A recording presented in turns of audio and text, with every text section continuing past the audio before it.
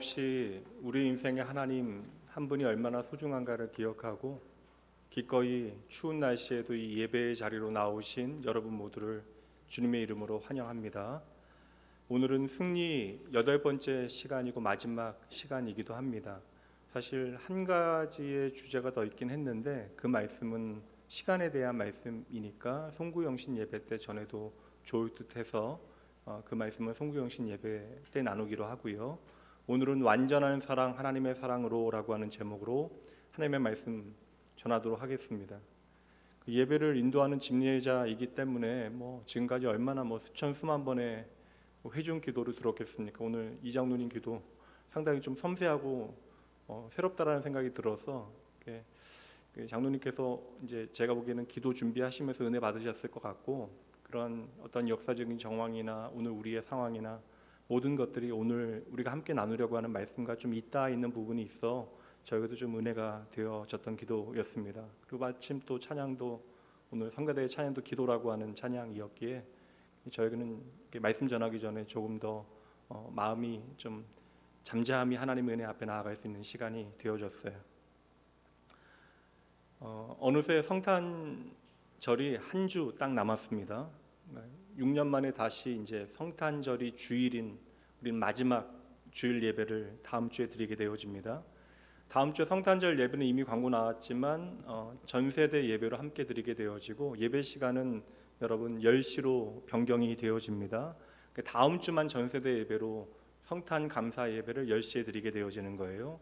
여러분 꼭 기억해 주셔야 되고요. 가능하면 당일날 오늘 온라인으로만 예배드리는 성도님들께서도 현장에서 함께 예배를 드려 주셨으면 좋겠습니다. 그리고 이미 광고되어진 대로 매년 드려지는 성탄절 절기연금은 전액 미자립 교회와 선교지 그리고 이웃들을 위하여 사용이 되어집니다. 한 해가 이렇게 지나갔다라는 말같이 상투적인 말이 없지만 또 그렇게 또 실감 나는 표현이 없는 것 같아요. 근데 제가 지난 한 해를 좀 돌아보니까 1월 달부터 있었던 일들을 좀 돌아보니까 어느새 좀 시간은 빨리 지나간 것 같은데 1월, 2월, 3월에 벌어졌던 일이 너무나 아득하게 좀 느껴지더라고요. 그러니 우리가 인식하진 못하지만 어느새 시간을 흘러서 모든 일들은 그렇게 잊혀지고 우리는 연말 새밑을 맞이하게 되어진 것입니다. 참 오늘이라고 하는 시간을 무겁게 이겨내고 계시는 성도님들 계십니다. 또 성도님들의 각자의 삶이 있으시니까 또 목회자로서 다른 분들보다는 좀 더 성도님들의 삶을 곁에서 보게 되어지니까 참 거기에는 많은 아픔도 있었고 또 무거운 짐도 많았는데 그럼에도 불구하고 모든 것에 합력하여 선을 이루시는 하나님의 은혜를 저희들 붙들고 있기에 오늘도 진심으로 하나님 앞에 감사의 예배를 드릴 수 있게 되어진 것이죠. 그러니 우리가 정말 추운 날씨에 함께 모여 현장 예배를 드리니 따뜻한 마음과 진정한 감사함으로 하나님 기뻐하시는 진실한 예배자로 이 한 시간 하나님 앞에 나아가시는 여러분 되셔야 합니다. 오늘 설교의 대전제이기도 하고 어찌 보면 기독교 진리의 모든 내용을 요약하는 한 단어를 소개하겠습니다. 말씀 봅니다. 요한일서 4장 16절 말씀 함께 읽습니다. 하나님이 우리를 사랑하시는 사랑을 우리가 알고 믿었노니 하나님은 사랑이시라. 사랑 안에 거하는 자는 하나님 안에 거하고 하나님도 그의 안에 거하시느니라. 아멘. 너무나 유명한 표현이자 하나님은 사랑이십니다.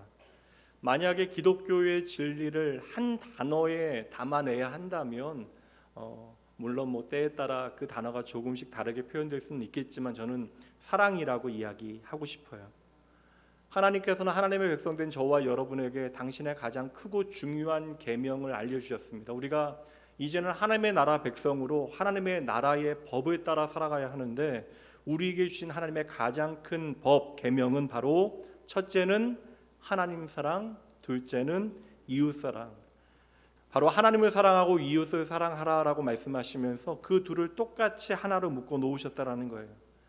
그래서 하나님의 모든 계명은 기독교의 진리는 결국 사랑으로 귀결되어지는데 제가 태어나면서부터 교회 다니기 시작했으니까 48년 동안 신앙생활하면서 목사인 저에게도 가장 어려운 일이 있다라고 하면 그것은 바로 사람을 사랑하는 일입니다.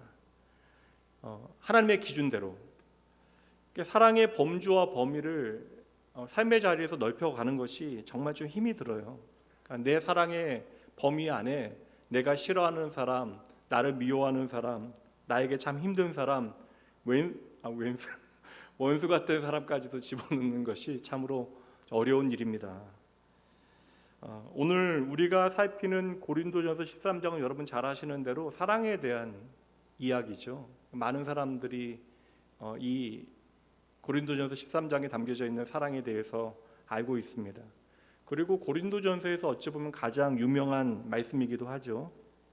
개인적으로는 인생에 여러 터닝 포인트가 있는데 제가 목회자로서 저의 인생에 좀 분명한 계획을 갖게 되어졌던 계기가 이제 제가 군 생활할 때인데 제가 23살 때 이제 이런저런 많은 고민 가운데 하나님 앞에 매달려 기도할 때 인생의 가장 고대였던 그 시기에 하나님은 살아계시지만 내 삶에는 일하시지 않는 것처럼 여겨졌던 그 시기에 로마서 말씀과 함께 고린도전서 13장 말씀은 저에게 너무나 큰 위로와 격려가 되어졌던 말씀. 그래서 마치 사막의 기적과 같이 피어난 꽃과 같이 저에게는 너무나 소중한 말씀이었습니다. 우리가 이 말씀을 좀 제대로 우리의 삶의 자리에 적용하고 비추어내기 위해서 2000년 전에 우리와 동일한 지역교회였던 고린도 교회의 상황을 살짝 들여다보면 오늘 말씀을 좀 선명하게 우리가 보는데 도움이 될 것 같아요. 고린도 교회는 바울 사도가 2차 전도 여행 중에 1년 6개월 고린도 지역의 도시에 머물면서 세워진 교회입니다. 원래 고린도는 그리스 때부터 잘 나갔던 도시 국가였는데 화재와 이제 지진으로 인하여 도시가 이제 무너지게 되어져요.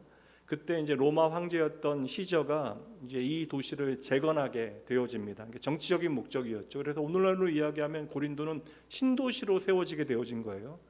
항구 도시였기 때문에 무역이 발달하게 되어지고 상업도 급속도로 황제가 지원하니까요 발전하게 되어지면서 국제적인 도시로 발돋움하게 되어집니다. 당연히 튼튼한 중산층들이 많았고요. 눈 뜨면 백만장자가 되어지는 사람들, 로마 황제의 지지를 받고 있으니 지원을 받고 있으니 그 도시에는 많은 귀족들이 넘쳐났습니다. 다시 말하면 가장 발전하고 있었던 헬라 문화의 인텔리들이 이 고린도 지역에 몰려들어서 자신의 똑똑함과 세련됨을 뽐내던 곳, 말씀드린 대로 또한 항구 도시였기 때문에 활발한 국제 무역으로 인하여 아주 트렌디한 유행을 선도하였던 그러한 도시가 바로 고린도였습니다. 당연히 여러분 이곳에는 돈이 모여들었겠죠. 엄청난 돈이 몰려들게 되어지면서 또 이제 부정적인 모습이 나타나게 되어지는데 퇴폐적인 향락 문화가 함께 발달하게 되어지면서 당시의 헬라어로 고린도인처럼 행한다, 고린도인 같다라고 하는 표현은 음란하다라고 하는 표현으로 동의어로 사용이 되어집니다. 그렇게 돈이 흘러 들어오는 세속적인 도시의 한 복판에 고린도 교회가 세워졌으니까 사실 교회 안에 많은 사람들이 몰려들긴 했지만 이제 바울 사도가 교회를 떠나게 되어지면서부터 고린도 교회는 여러 가지 문제로 몸살을 앓기 시작했던 것이죠. 바울 사도가 적어놓은 고린도 교회를 향하여 적어놓은 목회적인 편지가 고린도 전서인데 고린도 전서를 통하여 보게 되어지는 고린도 교회의 첫 번째 문제는요, 교회가 너무나 다투는 교회였다라는 거예요. 너무나 시끄러웠습니다. 그래서 고린도 전서 앞부분을 보면 그들이 은사의 문제를 가지고 다투게 되어집니다. 누가 은사를 많이 받았나? 누구의 은사가 더 좋은 은사인가? 이게 교회를 복되게 하고 유익하게 하기 위하여 그러한 것들을 분별한 것이 아니라 결국에는 자기 자랑이 실체가 되어지는 다툼이 벌어지는 것이죠. 게다가 이어지는 말씀에 보면 우상 숭배를 위하여 바쳤던 음식을 교회에서 먹어도 되나? 성도가 당시의 모든 이제 고기는 대부분의 시장에서 판매되는 그러한 고기는 우상에게 바쳐졌던 것인데 그것을 그리스도인이 먹어도 되는가에 대한 문제로 또 교회 안에서 정말 심각하게 다투기 시작해요. 하여튼 원래 싸우는 집구석은 시시한 문제로도 정말 목숨 걸고 싸우게 되어집니다. 심지어 교회 안에서 이렇게 법정 소송을 하게 되어져요. 그래서 세상에서 교회가 수치를 당하는 일들이 벌어지고요. 사실 이게 2000년 전 이야기인데 오늘의 이야기인 것 같아서 좀 마음이 아프긴 하잖아요. 게다가 음란한 고린도 문화가 교회 안에까지 들어와서 심지어 여러분, 아이고, 자기 아버지의 첩을 아들이 취하여 동거하는 일들까지 벌어집니다. 이걸 다 가감없이 성경에 기록해 놓았어요. 교회 안에 파벌이 생겨나게 되어지고, 그래서 나는 베드로의 제자다, 아볼로의 제자다, 바울 사도의 제자다. 그러면 제자라면 스승들의 가르침을 따라야 되는데 따르지는 않고 서로 편을 갈라 다투는 일에만 열심내게 되어집니다. 물론 이 시기에도 여러분같이 조용히 침묵하며 예배의 자리를 잘 지켜냈던 성도들이 있었겠죠. 그런데 나중에는 이 싸움이 심해지니까 교회를 세운 바울 사도를 부정하게 되어지고 인신공격하고 그의 영적인 권위에 도전하는 그릇된 세력까지 고린도 교회를 말도 안 되게 흔들어 놓게 되어진 거예요. 그래서 여러분, 솔직히 말씀드리면 고린도전서를 읽게 되어지면 참 답답합니다. 그렇게 1장부터 12장까지 말도 안 되는 문제들만 계속 되어지니까 이런 교회라면 사라지는 게 낫지 않을까라고 하는 생각까지 하게 되어진 것도 사실이에요. 근데 초대교회 당시의 교회나 오늘날의 우리들이나 이 땅의 모든 지역교회는 수많은 갈등 가운데 함께하고 있습니다. 이것은 교회가 문제가 되어지는 것이 아니라 언제나 그 안에 있는 사람들이 문제가 되어지는 것이죠. 그래서 바울 사도는요, 고린도전서 말씀 우리가 차근히 읽어보면 이러한 고린도 교회 문제들에 대해서 하나하나 목회자로서 이제 집어가면서 풀어줘요. 설명해 줍니다. 너희는 이 일에 대해서 어떻게 이해해야 되고 어떻게 행하여야 되는가에 대해서 하나하나 설명해 주다가 이제 마침내는 스탑이라고 외치고는 이제 고린도전서 13장으로 저와 여러분을 초대하고 있는 거예요. 이 수많은 벌어지는 일들에 대해서 하나하나 답을 해서는 해결이 나지 않는 것이죠. 여기 터진 문제를 해결하면 또 저기서 문제가 골마서 터지게 되어집니다. 이게 참 답답한 것이 세상적으로는 너무나 잘 먹고 잘 사는 교회가, 사실 그 당시의 교회들 가운데 가장 잘난 사람들이 모여있는 교회가 고린도 교회였는데, 그 영적인 압이 되어졌던 목회자인 바울 사도의 눈으로 바라볼 때 이 고린도 교회는 아주 영적인 난장판을 벌이고 있는 것이죠. 도무지 교회답지 않은 것이에요. 그래서 바울 사도는 자기 잘난 것만을 뽐내고 지금 심각한 문제 가운데 교회를 흔들어 놓는 사람들을 향하여 이제 좀 그만하고 너희들 돌아와라 라고 이야기하고 있는 것입니다. 그리고 우리가 하나님의 은혜로 교회가 되어졌다면 마땅히 교회다워져야 한다.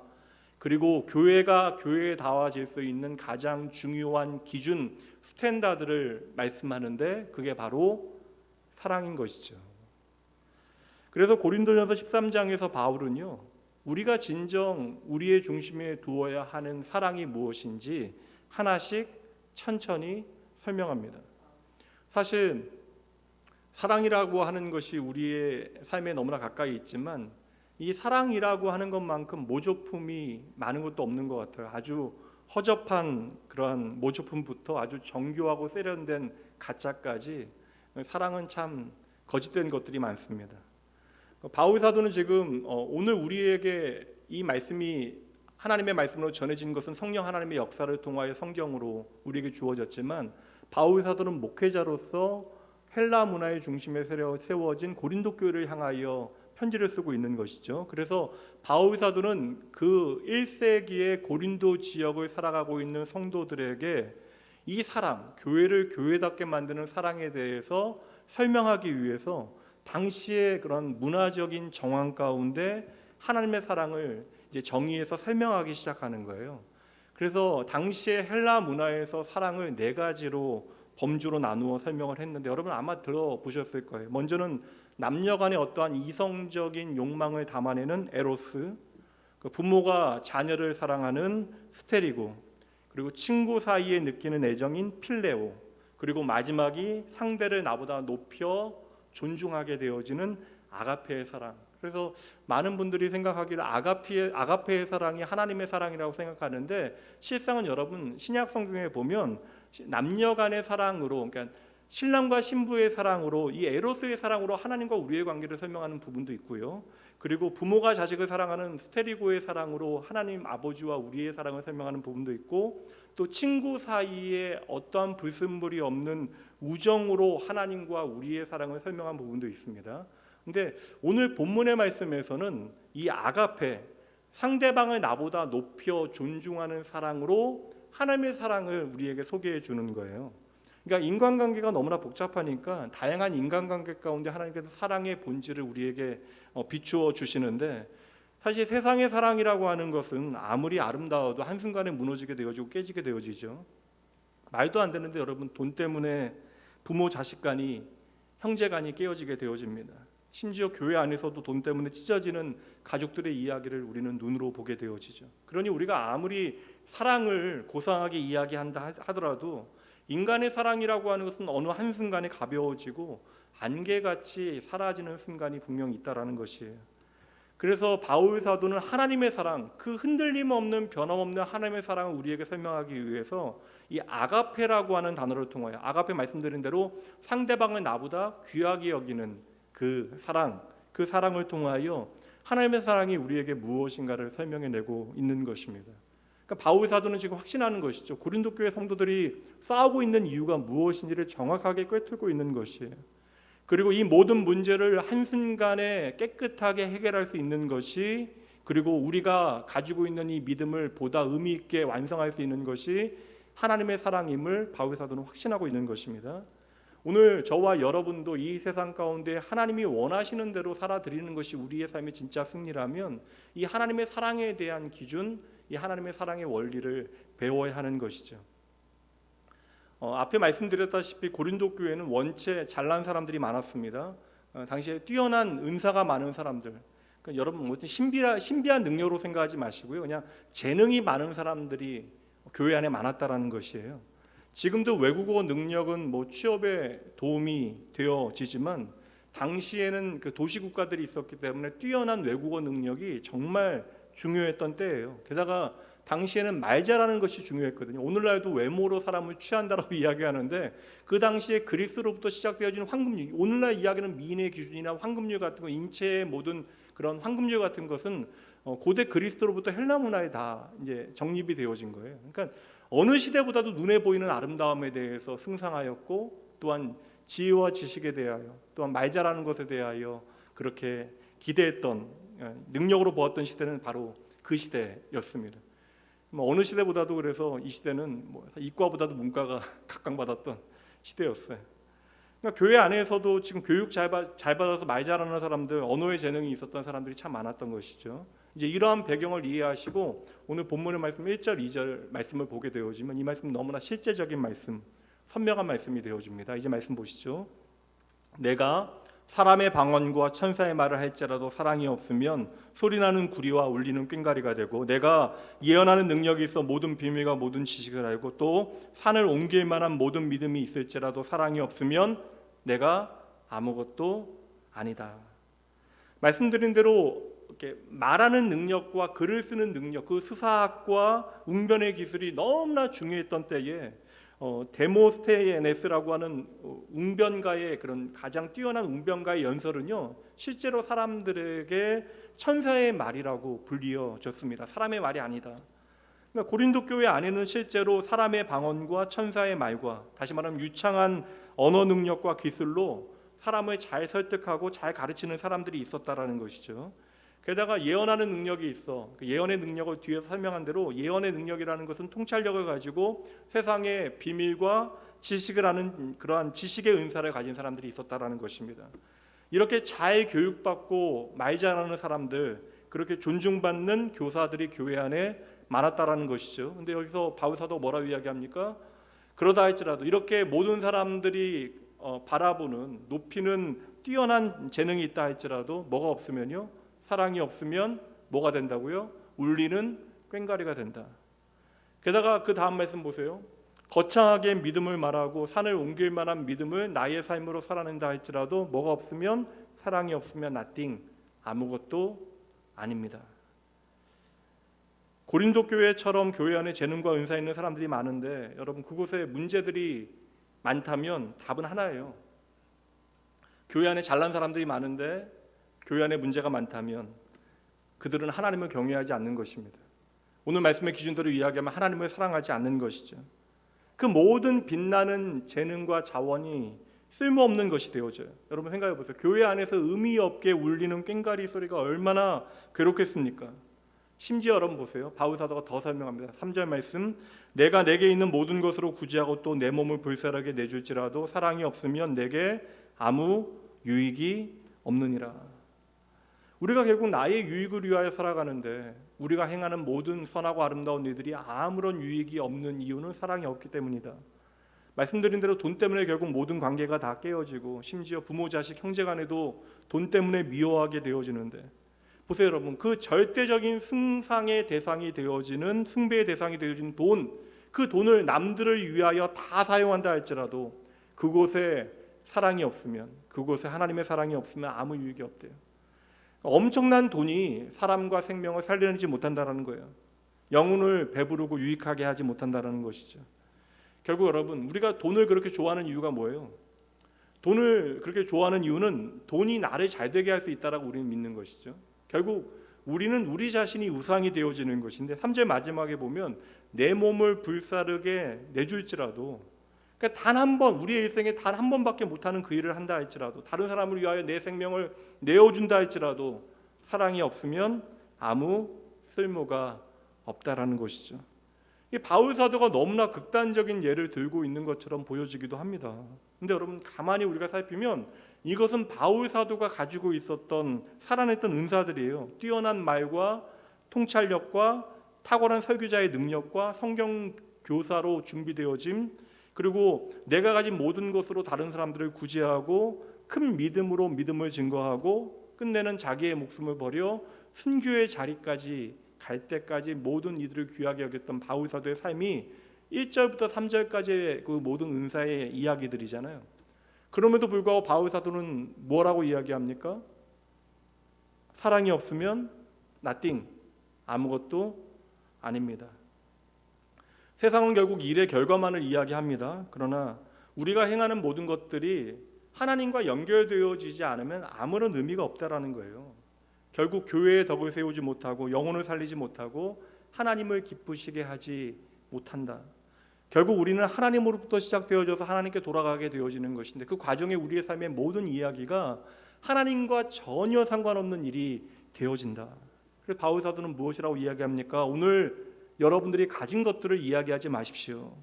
여러분의 모든 은사와 재능의 완성은 오직 사랑이어야 합니다.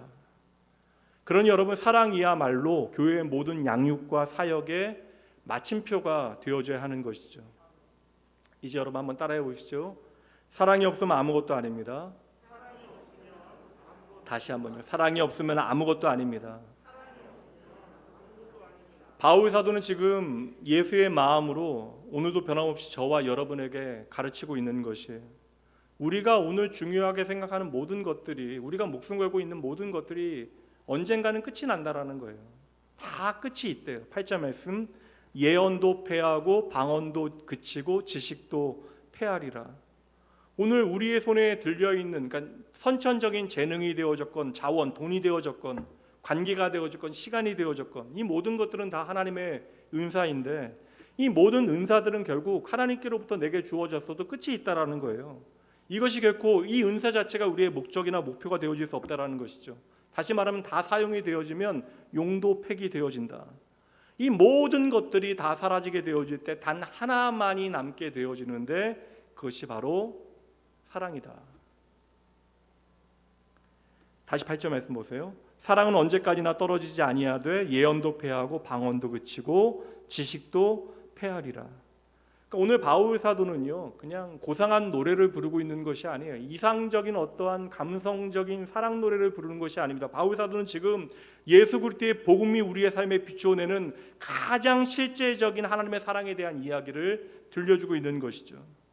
그래서 바울 사도는 고린도 교회 성도들에게 하나님의 사랑을 비춰주기 위하여 아가페, 다른 사람들은 나보다 귀하게 여기는 그 헬라 철학을 가지고 살아가는 사람들이 머릿속으로는 옳다라고 생각하면서 전혀 살아내지 못했던 그 사랑의 개념을 끄집어내고 있는 것이죠.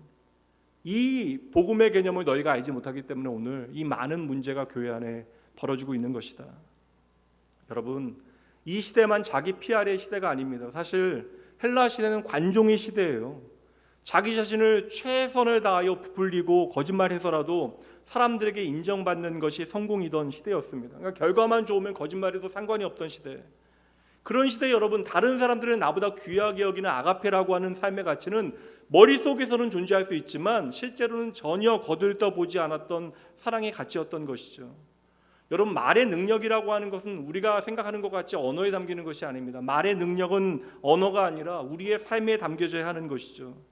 그런데 실상 여러분이 하는 말이 실제로 여러분 자신이 아닐 경우도 너무나 많다라는 거예요. 목회자로서 교회 안에 얼마나 그런 모습을 많이 보았겠습니까?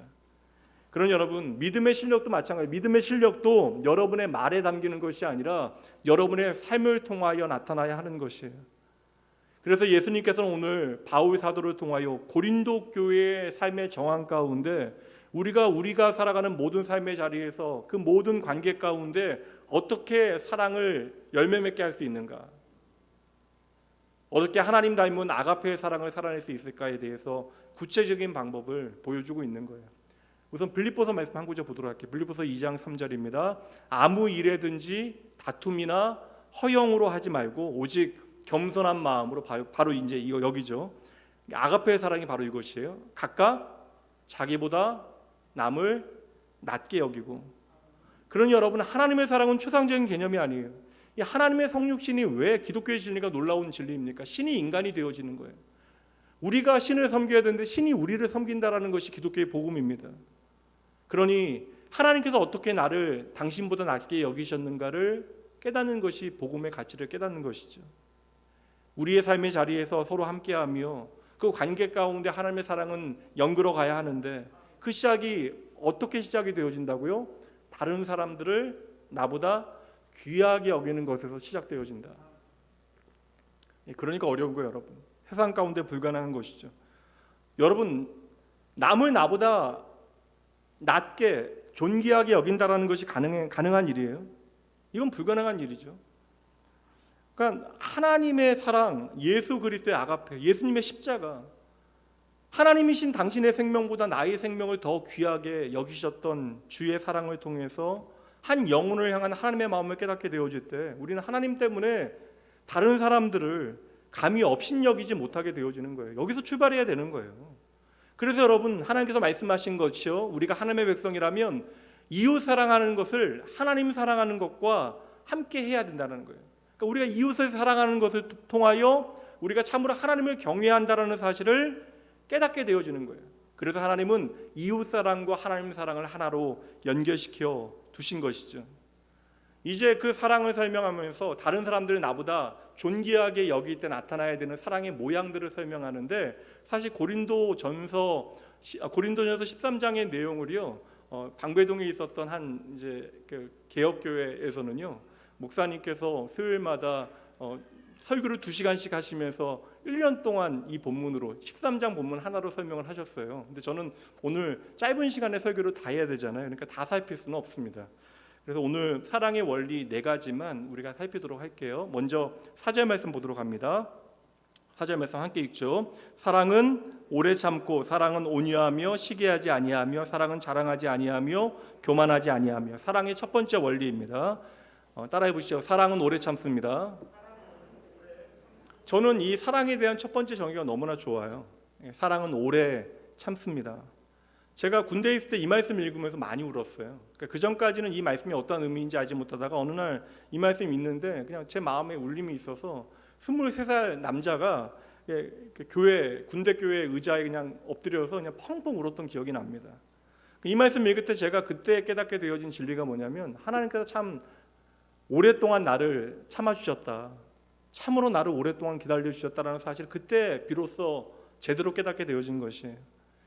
이제 이때 하나님께서 나를 참 오랫동안 참아주셨다라는 사실을 깨닫게 되어지면서 조금씩 사람 싫어하는 마음도 없어진 것 같아요. 먼저 내가 하나님 앞에 얼마나 엉망이었는가를 깨닫게 되어지고, 하나님께서 얼마나 나를 오랫동안 나를 참아주셨는가에 대해서 알게 되어지면서 나의 억울함에 대해서, 답답함에 대해서도 참아내는 마음을 조금씩 배워가게 하신 것이죠.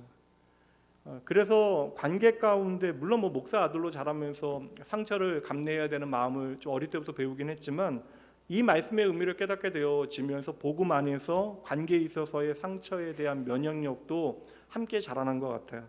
다시 한번 이 원리 한번 따라해 보시죠. 사랑은 오래 참습니다. 여러분, 우리가 상처받는다라고 생각하는데 많은 경우 우리가 상처를 주는 경우가 더 많아요. 때로는 우리가 뭐 말도 안 되는 음해 받아서 억울한 때도 있고, 뭐 무시당할 때도 있고, 따돌림 당할 때도 있고, 말도 안 되는 요구를 받게 되어질 때도 있습니다.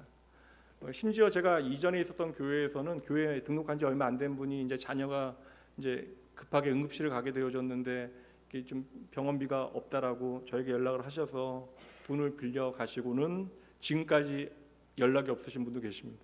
돈 빌려 가시고 다음날 바로 사라지셨어요. 뭐 이제는 뭐 생활비 전부 이게 남는 거는 다 교회 헌금하니까 뭐 빌려드릴 돈도 없지만, 한편 제가 그 생각에 오래 지났는데 이제 20년 다 되는 이야기인데, 목회자 돈 이렇게 좀 이렇게 떼어 먹으시고 좀 마음이 얼마나 불편하실까라는 생각도 해봅니다.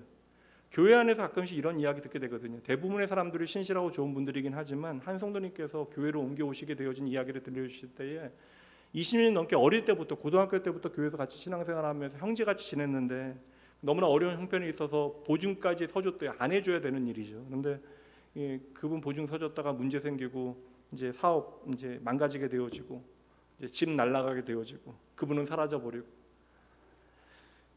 목회하면서 이러한 이야기 듣게 되어지면 사실 저도 화가 많이 납니다. 이게 벌어져서는 안 되는 일들이죠. 근데 오늘 사랑은 오래 참습니다. 이 말씀의 의미를 우리가 단순하게 생각하면 그럼에도 그 사람 내 마음에서 놓아주고 보복을 꿈꾸지 않는 것, 저는 이것이 사랑에 대한 첫 번째 원리, 사랑은 오래 참는다에 담겨 있다라고 믿는데 이게 너무나 어려운 일이죠. 여러분, 근데 반대로 생각해 볼까요? 우리가 평생 살아가면서 누군가를 미워할 필요가 없는 인생, 얼마나 복된 인생이에요. 이게 복음의 능력이고 복음으로 인한 자유함이죠. 그러니까 내가 용서받지 못할 사람인데, 존재인데 하나님의 용서를 받았다라고 하는 사실을 깨닫게 되어질 때 우리는 누군가를 용납하는 마음을 조금씩 배워가는 것입니다. 사실 바울 사도가 보여주는 사랑의 원리는요, 우리의 사랑의 어떠한 그런 도달할 목표치가 아니라 하나님께서 어떻게 우리를 사랑하셨는가에 대한 기록들이에요.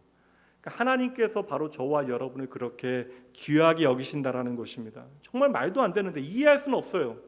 근데 하나님께서 나의 생명을 당신보다 귀하게 여기셨기 때문에 십자가에서 대신 당신의 생명을 버리신 것이죠. 그래서 저는 사랑은 오래 참습니다라고 하는 말을 다른 말로 풀어내면 하나님의 사랑은 모든 것을 참을 능력이 된다라고 우리가 정리하면 어떨까라는 생각을 해봐요. 하나님 까닭에 우리는 참을 힘을 얻게 되어지는 것입니다. 그래서 7절 말씀 보시면요, 모든 것을 참으며 모든 것을 믿으며 모든 것을 바라며 모든 것을 견딘다.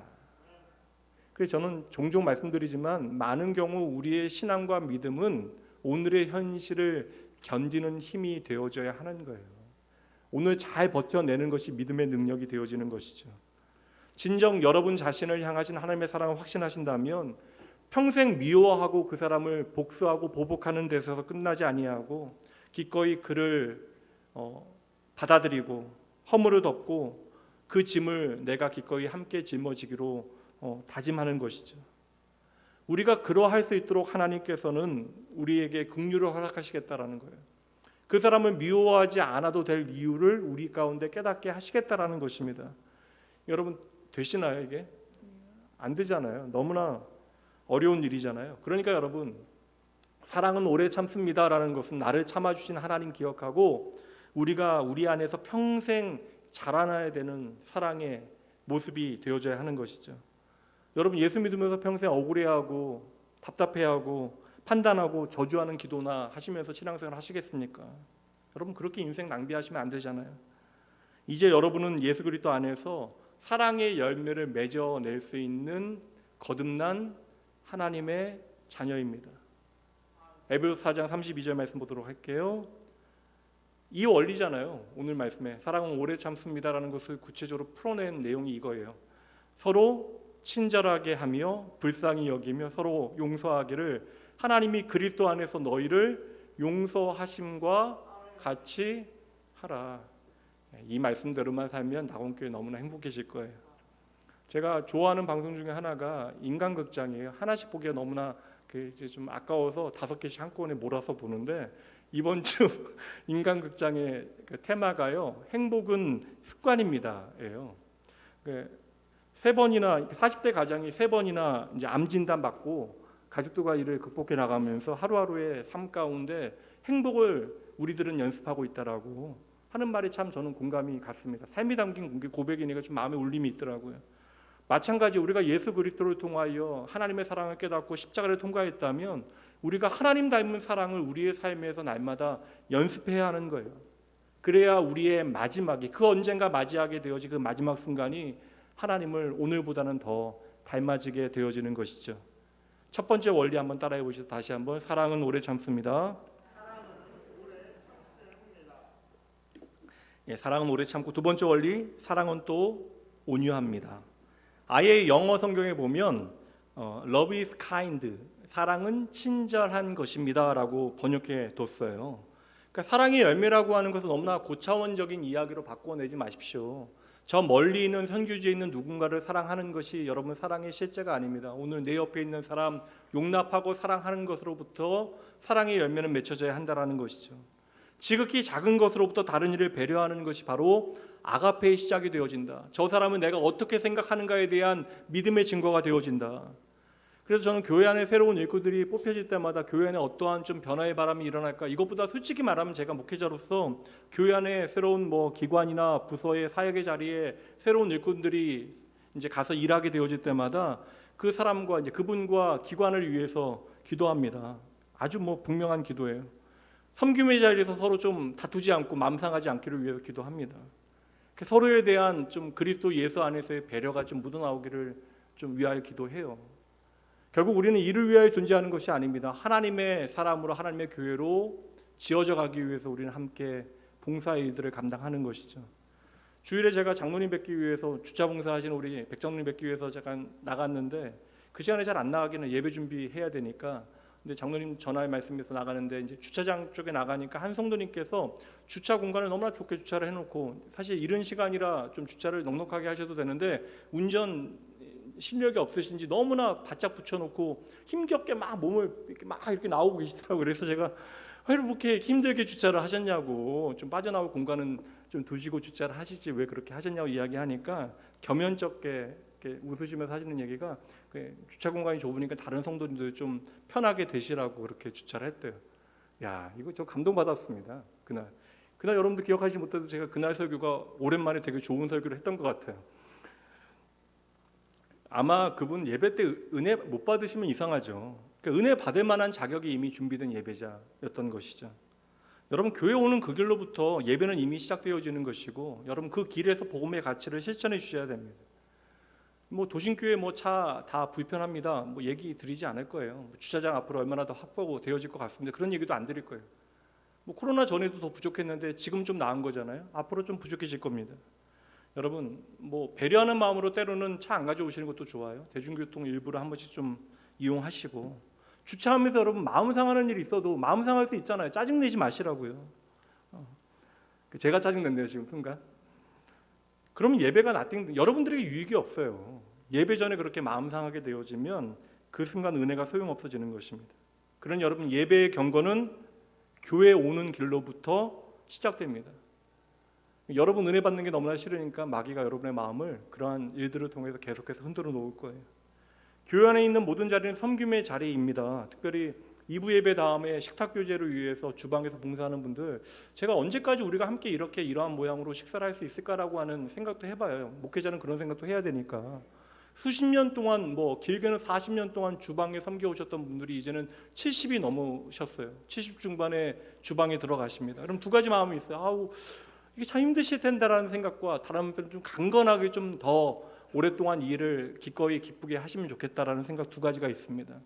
그러나 여러분, 앞선 세대가 그렇게 수고하는 것만큼 다음 세대도 열심히 수고해 주셔야 돼요. 나는 국수 안 먹는다, 그렇게 얘기하시면 안 됩니다. 세상에 매너 있는 사람들도요, 교육의 효과로 자기 돈 내고 먹을 때에도 자기를 섬겨주는 것에 대해서 감사를 표현하는데, 아무 유익도 구하지 아니하고 섬김의 자리에 계신 분들에게 우리가 마땅히 감사의 인사를 건네는 것은 당연한 일이죠. 여러분, 국수 먹고 나오면서 항상 맛있을 수는 없잖아요. 그렇죠? 어느 구역 맛있다라고 하는 그 정보만 교환하지 마시고, 그 내려오시면서 오늘은 국수가 좀 불었다, 맛없다, 그런 얘기 하지 마시고요. 여러분, 그 말도 안 되는 얘기거든요. 복음의 가치는 뭐예요? 가장 국수가 맛없던 날, 불어 터진 날 주방에 가서 너무나 행복한 모습으로 오늘 국수 최고로 맛있었다고, 감사합니다. 여러분, 이게 예수 믿는 거 아니겠습니까? 따라해 보시죠. 사랑은 온유합니다. 세 번째요, 사랑은 무례히 행치 않는 거예요. 고린도 교회 얼마나 좋은 교회예요. 겉보기에는 돈 많고 능력 많고 은사 많고 잘난 사람 많은 교회. 제가 사실 미국에서 목회할 때 한국에서 오신 성도님들 가운데 자기 출신 교회 이제 이야기하실 때, 한국의 유명한 교회들 얘기하실 때 내가 어떻게 이 교회를 사랑하는가에 대해서 말씀하시면 귀한 얘기인데, 자기 교회가 좋은 교회라고 하는 것은 국회의원이 얼마 있고 뭐 교수들이 얼마 있고 의사가 얼마, 그게 무슨 상관이에요, 여러분? 저는 그런 얘기하면 귀를 닫아요. 그냥 겉으로만 웃고 있고 귀는 닫아버립니다. 왜냐하면 그게 교회와는 전혀 상관이 없는 이야기이기 때문에 그러합니다. 고린도 교회 정말 잘 나가는 사람들 많았는데, 사실 말씀도 아는 사람들 많았는데 성도들끼리 너무 무례했어요. 너무 무례합니다. 그것도 고상하게 무례하기 시작해요. 주의 거룩한 성찬에 참여할 때에 가난한 사람들과 함께하기 싫어서 가난한 사람들이 일 때문에 못 오는 시간에 성찬을 갖고 우리가 하나님의 자녀라고 기뻐합니다. 하나님께서 그 성찬 가운데 함께 하시겠습니까? 그 성도의 교제 가운데 하나님께서 영광 받으시겠어요? 상업에 종사하면서 돈 많이 버는 사람들 생겨나면서, 특별히 여성들이 돈 많이 벌면서, 고린도 지역은 여권 신장이 급격하게 이루어진 지역입니다. 게다가 교회에서 자유의 복음을 전하게 되어지니까 그 자유를 이렇게 오해한 사람들이 생겨난 거예요. 그래서 나는 그리스도의 권위 말고는 어떠한 권위에도 복종하지 않겠다 선언하고, 교회 안에 지도자의 권면 듣지 아니하고 자기 마음대로 신앙생활하는 사람들이 생겨난 거예요. 그래서 방언의 은사를 받게 되어졌을 때 많은 성도들이 함께 기도하는 시간에 큰 소리로 방언으로 기도하면서 교회 안에 있는 성도들, 처음 나온 사람들이 시험에 들게 하는 일들이 벌어지고, 또 언어와 지식의 은사가 있는 사람들은 시도 때도 없이 사람 붙들고 가르치기를 좋아해서 남들 비판하고 이게 잘못됐으니까 고쳐야 된다라고 끊임없이 가르쳐 댔던 것이죠. 오늘 말씀이 딱 답이에요, 여러분. 이건 사랑이 아닙니다. 이것은 무례한 거예요. 여러분, 사랑의 열매는 무례하지 않는 곳에서 자라게 되어지는 거예요. 신앙생활 오래 하신 분들, 특별히 믿음이 있다라고 스스로 여기시는 분들은요, 진짜 내가 믿음이 있으면 성도의 교제 가운데 겸손해지셔야 돼요. 이게 복음의 가치입니다. 말 많이 안 하셔야 돼요. 사랑은 무례히 행치 않는 것입니다. 그러니 무례히 행치 않는 첫 번째 발걸음은 바로 남을 배려하는 것에서 시작되어져야 하는 것이죠. 다 연결되잖아요. 우리가 남을 참으로 배려하려면 오래 참아야 되고요, 온유해야 합니다. 교회 안에 회개하시는 거 있어요? 네. 교회 안에 신앙생활 하다 보면요, 잘못된 모양이 있어요. 관심 가지면 가질수록 좀 마음에 안 드는 구석들이 더 보이기 마련입니다. 제가 제일 많이 보이지 않겠어요? 저 오래 참습니다. 온유합니다. 답답하죠. 사실 자녀들 잔소리 왜 해요? 사랑하니까 잔소리 하잖아요. 근데 자녀가 그것을 사랑으로 받아들이지 않는다고요. 그러니까 잔소리는 하면 안 되는 거예요. 그러니까 잔소리에도 나름 애정이 다 담기긴 합니다. 근데 여러분 잘 보세요. 하나님의 사랑은요, 먼저 그 사람을 있는 그대로 품어주는 것으로부터 시작되는 거예요. 그러니까 일단 여러분 내 경험이나 잣대로 판단하지 아니하고 일단은 품어주고 시작해야 돼요. 그래서 시간이 필요한 거예요. 오래 참아야 되는 것입니다. 우리 예수님 보세요, 여러분. 답 없는 제자들 부르시고 3년 내내 품어주십니다. 그래서 베드로가 변한 거예요. 그렇게 제가 죄송합니다. 성격 더러웠던 급했던 요한이 변한 거예요. 사랑의 사도로. 여러분, 달걀이 생명이 되어주기 위해서는 껍질을 누군가 깨주는 게 아니잖아요. 달걀이 생명이 되어주기 위해서는 암탉이 그 딱딱한 달걀을 품어야 되는 거예요. 그래야 생명이 시작됩니다. 이게 여러분 하나님의 창조의 원리입니다. 마찬가지의 생명의 원리는 딱딱하고 거친 사람이 하나님의 사랑 안에서 품어져야 그 사랑 안에서 조금씩 변하기 시작하는 것이죠. 여러분, 처음에는 다 딱딱해요. 낯선데 인사하기 쉬운 사람이 어디 있겠어요. 삶을 나누기가 어찌 그렇게 쉽겠습니까? 제가 나온교회 안에서 표현은 하지 않지만 존경하는 권사님들 계시거든요. 그 존경하는 권사님들 보면 정말 좋은 분들인데 제가 전에 듣기는 옛날에 성깔 있으셨다는 얘기 들으면 참 재밌거든요. 듣고 싶어요. 옛날에 얼마나 성깔이 있으셨나. 근데 그런 분들이 그리스도의 사랑 안에서 조금씩 변화되신 것이죠.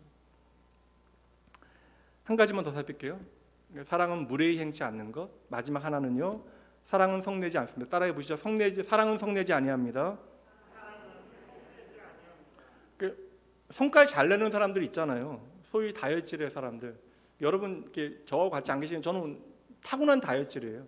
그러니까 예전에 제가 나원교회 부임했을 때 목사님 유유부단하다라고 이야기하시는데 속으로 웃었습니다. 제가 그렇게 막 그렇게 물은 사람은 원래 아니거든요. 원래 좀 타고난 기질이 있어요. 그러니까 부모로부터 제 아버지로부터 물려받은 다혈질의 기질이 제 안에 있기는 합니다. 그러니까 선천적으로 좀 성을 잘 낼 수 있는 기질이 제 안에 있어요. 근데 여러분 하나님의 사랑은요 믿으세요. 그 선천적인 기질을 뛰어넘어 우리를 온유하게 만들어요. 만약에 하나님께서 저와 여러분 잘못할 때마다 화내시면서 다 매대셨으면 우리 종아리 남아났겠어요? 오늘 이 자리에 누가 나와서 예배할 수 있겠습니까? 그래서 여러분 사랑은 성내지 않는 겁니다. 성낸다라고 하는 언어적 표현이 뭐예요? 누군가를 갑작스럽게 분노를 폭발시키는 거예요. 어떤 분들은 내가 화내는 이유가 다 있다라고 이야기하는데 제가 저를 보니까요. 제가 분을 참지 못하고 화를 낼 때는 저도 이유가 있다라고 생각했는데 곰곰이 지나 생각해 보면 다 제가 못된 거예요. 제가 잘못한 것입니다. 어느 날은 제가 이미 화를 낼 준비를 하고 있어요. 근데 예수 믿는 사람들은 조심해야 되는 게 화를 내는 대상이 더 제한적이 되어질 수밖에 없잖아요. 그러니까 우리는 더 조심하고 더 조심해야 되는 것이죠. 그러니까 여러분 아예 생각하세요. 한번 따라해 보시죠. 우리에게 화낼 권리가 없습니다. 다시요. 우리에게 화낼 권리가 없습니다. 근데 그 권리 포기가 안 되는 거예요. 그러니까 교회 안에서 얼굴 찡그리고 있는 분들 제가 가서 좀 펴드리려고 이렇게 눈 잡고 이렇게 펴드리려고 이게 안 돼요, 여러분. 뭐 화낼 준비를 이미 교회 하고 나오시는 분들 안 됩니다. 그런 날은 그냥 모자 깊게 쓰고 계세요. 너무나 내가 이 분노를 해결하지 못하겠으면 그냥 깊게 쓰고 조용한 곳에서 예배 드리시고 그러셔야 돼요. 근데 그 권리 포기가 안 되니까 그 권리 포기가 안 되는 건 뭐예요? 내 재산, 뭐 내 권리, 내 시간, 내 자존심 이런 게 제일 중요하니까.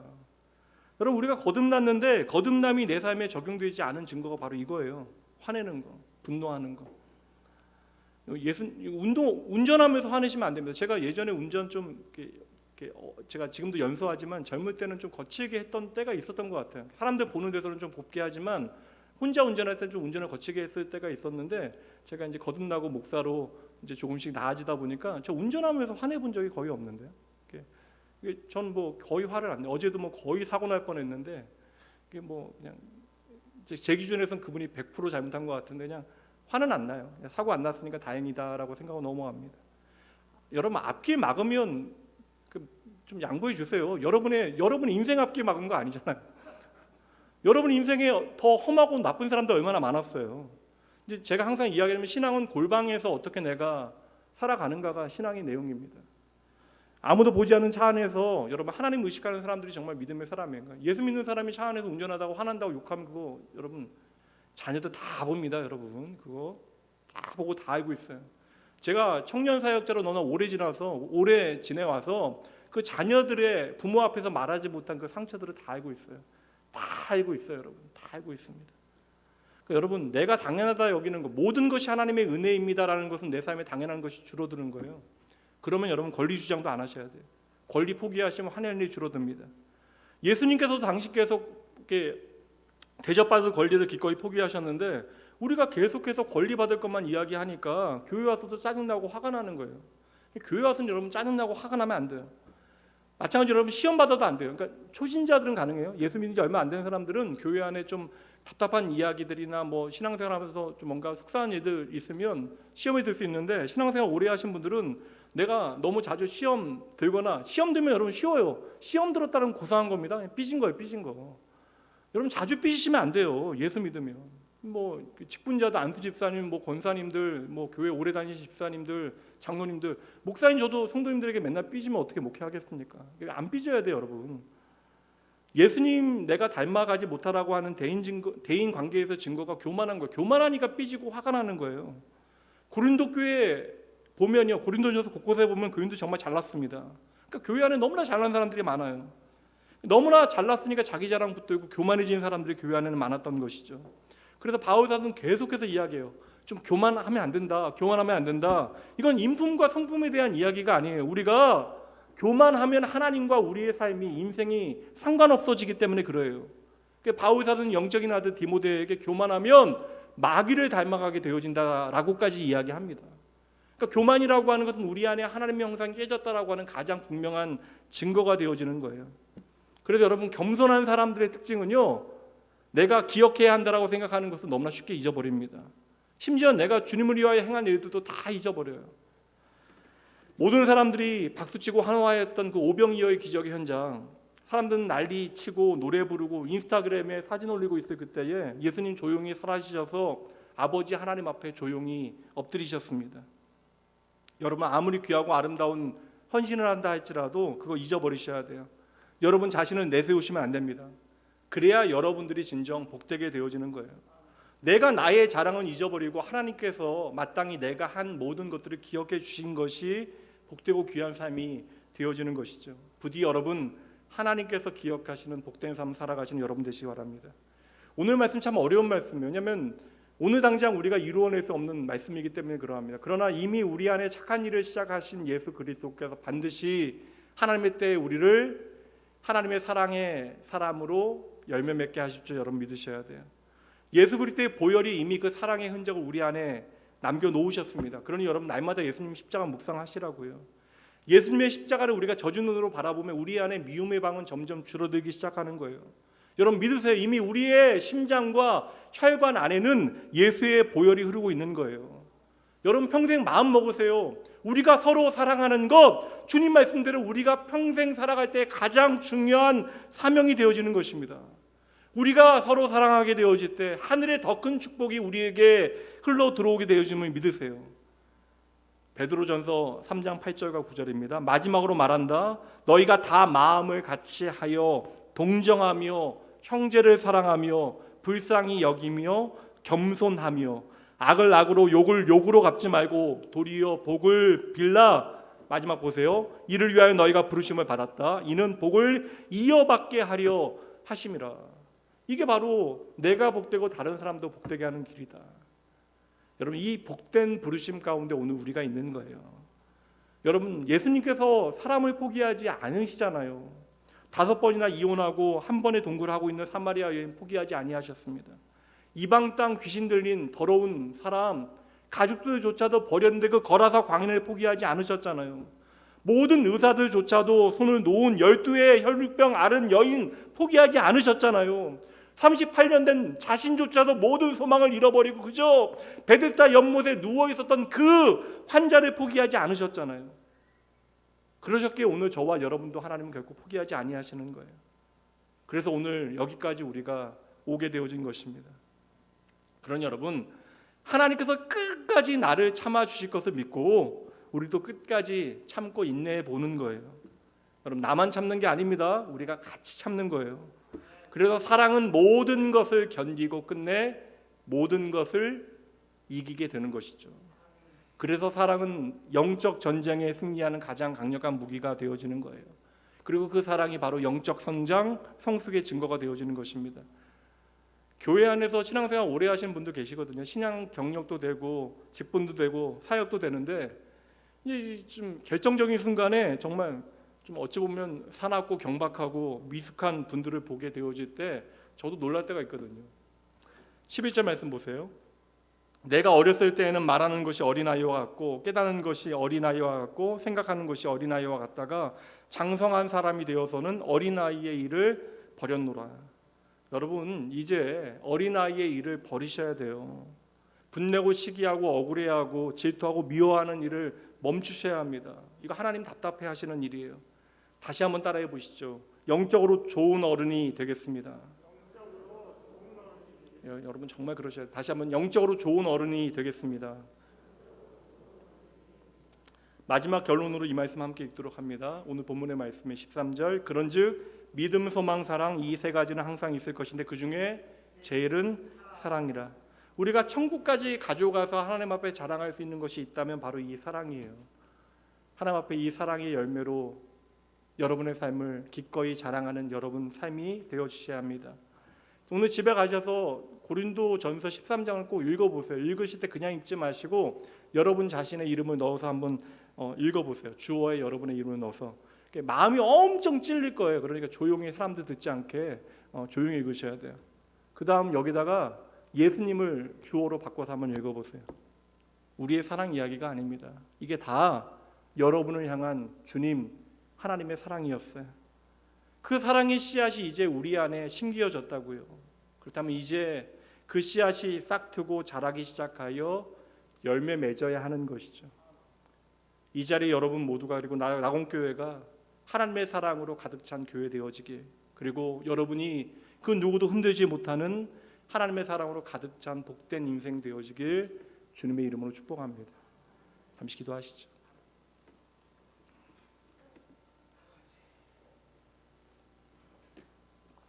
하나님, 나의 사랑하는 아버지, 말씀을 통하여 주의 마음을 깨닫게 하시니 감사합니다. 이 말씀이 스쳐 지나가지 아니하도록 오늘 우리의 삶에 살아있는 능력 되어질 수 있도록 주여 일하여 주시옵소서. 아버지 하나님의 사랑이십니다. 오늘 저희가 이 자리에 있는 것이 바로 그 사랑의 결과입니다. 주여 저희들을 주님 가까이 이끄시고 주의 사랑으로 마땅히 서로 사랑하게 하여 주시옵소서. 주의 사랑을 살아내기 위하여 저희도 오래 참겠습니다. 저희도 온유하겠습니다. 무례히 행치 않겠습니다. 쉬 화내지 않겠습니다. 지금까지 나밖에 모르고 살았던 이기적인 저희들에게 하나님의 사랑을 날마다 가득가득 부어주시어 주님의 사랑으로 날마다 사랑의 지경을 넓혀가게 하여 주시옵소서.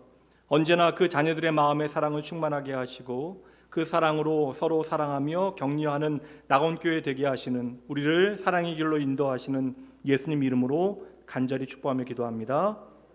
아멘. 이 시간 여러분 말씀 붙들고 잠시만 기도해 주세요. 여러분들의 고백, 여러분들의 결단, 하나님께서는 친히 성령 하나님을 통하여 도우실 것입니다. 이 시간 내가 도무지 그 사랑의 실력이 없지만 하나님께서 나를 어찌 사랑하셨는가를 기억하고 그 사랑을 나의 삶에서 배우고 닮아가기를 소원할 때 성령 하나님을 통하여 친히 여러분의 삶을 도우실 것이에요. 이 시간 잠시 오늘 말씀 붙들고 구체적인 여러분의 고백으로 하나님 앞에 결단의 기도를 드리시죠. 헌금 봉헌합니다. 하나님은 너를 만드신 분, 너를 가장 깊이 이해하신단다. 하나님은 너를 지키시는 분, 너를 절대 포기하지 않으며, 하나님은 너를 지키시는 분, 너를 쉬지 않고 지켜보신단다. 그의 생각 셀 수 없고 그의 자비 무궁하며 그의 성실 날마다 새롭고 그의 사랑 끝이 없단다. 아멘. 잠시 이 시간 오늘 믿음의 공동체 가운데 허락하신 귀한 믿음의 가족 소개하도록 합니다. 잠시 낯설겠지만 자리에서 일어나 주시면 저희 기쁜 마음으로 축복하겠습니다. 우리 송윤배님 그리고 박국희님, 진심으로 환영합니다. 감사합니다. 감사합니다. 오늘 드려진 헌금과 귀한 믿음의 가족 위하여 제가 잠깐 기도할게요. 하나님, 저희의 삶에 베푸신 하나님의 은혜에 대한 진정한 감사와 찬양을 주님께 돌려드립니다. 드려지는 이 물질과 함께 저희의 인생을 주님 앞에 맡겨드리오니 하나님, 주님께서 받으시고 저희의 삶이 아버지여 나타나는 곳마다 하나님의 생명의 역사와 주님의 영광만이 드러나게 하여 주시옵소서. 아버지, 저희의 부족한 헌신과 작은 섬김을 통해 일하기 원하시는 하나님의 마음을 날마다 저희들 배워가 아버지 닮아가게 하시고 정직한 삶 하나님 앞에 신실하게 살아가 저희의 삶이 하나님 앞에 기쁨과 자랑되게 하여 주시옵소서. 이 한 시간 온 마음으로 축복하며 기도합니다. 오직 주의 사랑 안에 부르시어 저에게 허락하신 귀한 믿음의 가족을 위하여 축복하며 감사를 드리오니 우리 안에 예수 그리스도의 복음의 능력이 증거되어지게 하시고 주 안에서 서로 아름답게 자라나게 하여 주시옵소서. 내게 허락하신 귀한 가족을 주의 마음으로 섬기고 사랑하게 하시되 오직 예수 안에서 함께 하나님의 거하실 집으로 지어져 가게 하여 주시옵소서. 아버지, 진정한 주님 주시는 위로와 내면 깊은 곳으로부터 솟아나오는 예수 그리스도의 참된 기쁨을 맛보게 하실 줄 믿고 감사드리며 우리의 생명 되신 예수님 이름으로 축복하며 간절히 기도합니다. 아멘. 진심으로 환영합니다. 감사합니다. 오늘 바로 예배 마쳐야 되는 좀 길어지긴 했습니다. 그런데 오늘 우리 박동권 장로님 2022년도로 장로 시무 임기를 마칩니다. 교회 40년 역사 가운데 생각해 보니까 장로의 시무 임기를 마치시는 첫 번째 장로님이 되어 주셨습니다. 사실 우리가 귀한 섬김으로 교회 안에 장로의 직분을 이렇게 섬겨주신 장로님도 참 귀한 일이고 또 교회 안에 모든 이름 없이 빛도 없이 섬겨주신 모든 분들에 대한 감사의 표현이기도 합니다. 그래서 이 시간 정말 작은 것이지만 장로님 은퇴하신 것에 대해서 우리가 그간의 수고에 대해서 감사드리고 또 하나님께 영광 돌리는 시간 갖도록 할게요. 장로님 잠시 나오시면 그냥 올라오시죠, 장로님. 예. 장로 은퇴 감사패 박동권 장로, 은혜로 부르신 낙원교회에서 오랜 세월 복음의 빛과 통로로 아름답게 헌신하고 신실하게 섬겨주심에 마음 다한 감사와 함께 이 패를 드립니다. 2022년 12월 18일 예수님으로 행복한 교회 행복한 사람들 낙원교회 교우 일동. 예, 우리 다 같이 박수로 너무 감사합니다. 장로님, 축하 인사하실 분들 지금 나오셔서 전해주시면 됩니다. 예.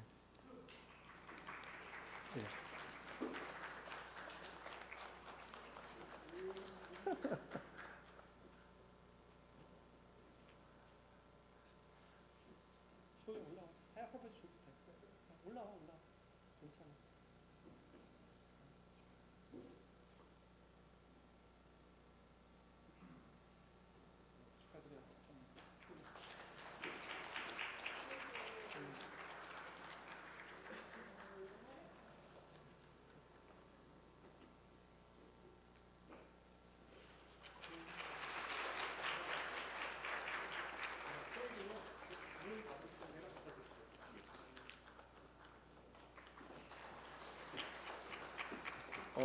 사실 장로님 오랜 기간 수고해 주셨는데 저보다는 사실 그 원로 목사님과 오랜 시간 함께 신앙생활하면서 사실 낙원교회에서 처음 예수 믿으셨고 오랜 시간 귀하게 섬겨주시고 이렇게 이제 시무를 마무리하게 주셨는데 그 원로 목사님께서 좀 나오셔서 축복기도 해주시고요. 오늘 제가 축도하고 마치도록 하겠습니다. 장로님 맞죠? 답사 먼저 하셔야 돼. 잠깐 답사하시죠. 예, 감사합니다. 모든 것이 정말 하나님의 은혜고요. 또 하여튼 우리 사랑하는 원로 목사님, 또 심영미 사모님, 또 우리 당회장 목사님과 소유원 사모님 너무도 감사했습니다. 제가 40년 전에 우리 가라가파트 입주하면서 그때 심영미 사모님하고 우리 목사님, 원로 목사님께서 저희 집을 방문하셔서 전도한 것이 계기가 돼서 여기까지 왔습니다. 사랑하는 우리 또 아들과 딸, 또 이렇게 영아부서부터 시작해서 유초등부, 중고등부, 청년부까지 이렇게 졸업하게 하시고 신앙 안에서 잘 자라게 하시고 또 두 분 목사님께서 또 주례까지 서주셔서 애들 다 출가하시 잘 했고요. 이제는 또 손자, 손녀까지 다 나서 또 지금은 또 영아부에서 또 공부하고 있고 유치부에서 공부하고 있습니다. 그동안 참 너무나 고마웠고 저로서는 정말 행복합니다. 또 우리 서유원 사모님께서 우리 나영이 피아노도 가르쳐 주셔서 우리 저 교회 반주자로서 이렇게 섬기게 하시고 또 우리 아마 나영이가 우리 낙원 선교유치원 제1기생일 겁니다. 우리 교당 선생님이 우리 오장렬 목사님이셨고요. 운선희 전사님이 그때 가르쳐 주셨습니다. 너무나 감사합니다. 앞으로 이제 시무장로로서의 역할은 끝났지만은 은퇴장로로서 또 영원히 하나님과 함께 할 것이고요. 우리 낙원교회와 나움교회를 섬기며 또 여러분들 섬기고 이렇게 하겠습니다. 그동안 또 한 가지 더 말씀드리면 제가 재정의 역할을 한 30년 이상 했습니다. 참 부족한 사람인데 이렇게 세워주셔서 여기까지 이렇게 와서 잘 이렇게 은퇴하는 날까지 이렇게 해주셔서 너무나 감사하고, 우리 또 그동안 수고해 주신 재정부원들, 또 우리 사랑하는 우리 목사님 뿐만 아니라 교역자님들, 또 우리 장로님들, 남전도회, 여전도회 회원님들, 권사님들 너무도 감사하다는 말씀 드리면서 인사에 가름하겠습니다. 감사합니다.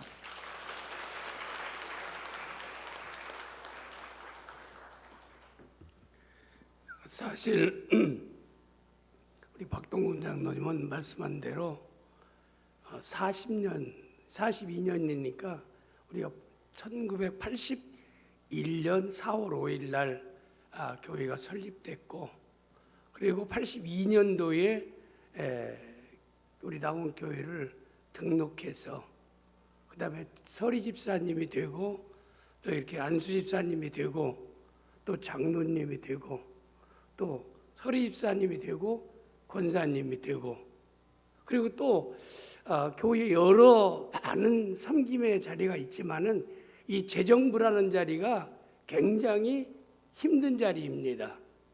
왜냐하면 경제적인 것을 사실 협력해야 되기 때문에, 그리고 교회가 설립하는 상가 교회, 2층 교회 설립하는 교회에서 이 재정적인 어려움이 굉장히 많은데도 맡아서 은퇴할 때까지 이렇게 성실하게 재정을 잘 담당해 왔고, 또 아울러 이 교회가 세워질 때 얼마나 힘들고 어려웠겠습니까? 그 재정을 하나하나 다 관리한다는 게 정말 쉬운 일이 아니고, 또 장로님이 또 여러 좋은 장로님들도 계시지만은 한 번도 저에게 얼굴을 붉힌 적이 한 번도 없어요. 장로님으로서. 그리고 한 번도 사실 아니요 한 적도 한 번도 없어요.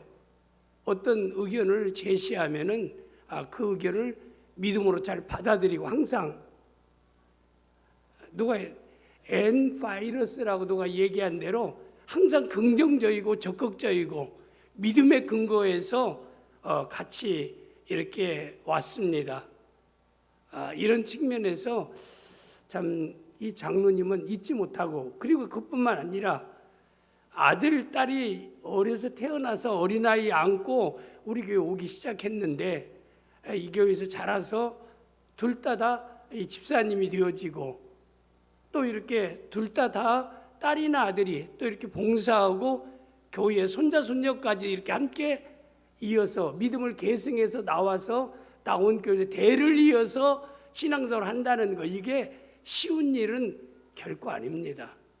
그래서 여러 측면에서 우리 박동근 장로님 생각할 때 정말 항상 고마운 마음을 가지고, 우리 담임 목사님 아들이지만은 담임 목사님에게 박 장로님은 참 좋은 분이다, 충성스럽게 사명을 감당해 왔다, 이런 얘기를 만날 때마다 얘기하고, 물론 다른 장로님들도 다 제가 칭찬을 합니다. 우리 낙원교회 장로님들이 너무나 좋아가지고, 저도 세계 많은 교회를 부흥이도 되고 다니지만은 낙원교회 장로님들 같이 좋은 분이 없어요. 여러분들도 보시면 압니다. 근데 이렇게 또 정년이 돼서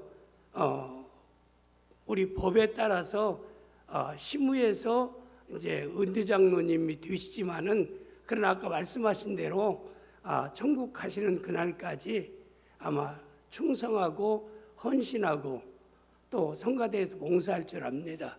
그래서 우리 장로님을 잘 우리 낙원교인들도 본받으면 좋겠다라고 하는 생각을 갖게 되어서 이렇게 여러분에게 잠시 말씀을 드렸습니다. 기도하겠습니다. 아버지 하나님, 하나님의 은혜와 사랑을 진심으로 감사합니다.